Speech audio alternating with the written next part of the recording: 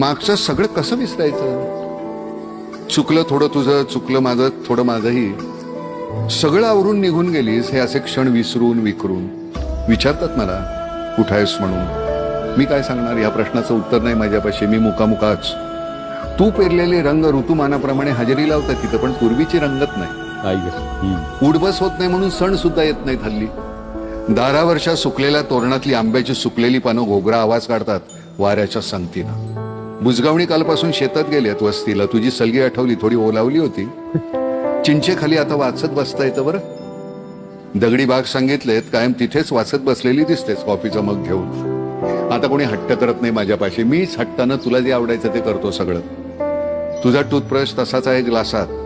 बिछाण्यावर तुझी उजवी बाजू बिनसुरकुतीची, 2 उषा 2 मऊ पांघरुणं. गाडी चालवताना कुठे दिसलीस रस्त्यात तर थांबेन, बोलेन, तूही बोलशील माझ्याशी. माहितीये मला. थंडी पडली आहे. शेकोटी पेटवली होती अलीकडे मी, पलीकडे तुझी खुर्ची, आजूबाजूला 5 मित्र आपले शेपूट हलवत बसलेले. रोज सकाळी तुझ्याकडून देवाला चाफ्याची 2 फुलं वाहतो. देव म्हणाला तो तुला सुखी ठेवेल. मी रडत नाही. सकाळचं निरसं ऊन होऊन येते संथरुणात. तुला पांघरून घालून मी माझा दिवस सुरू करतो बिन सावलीस.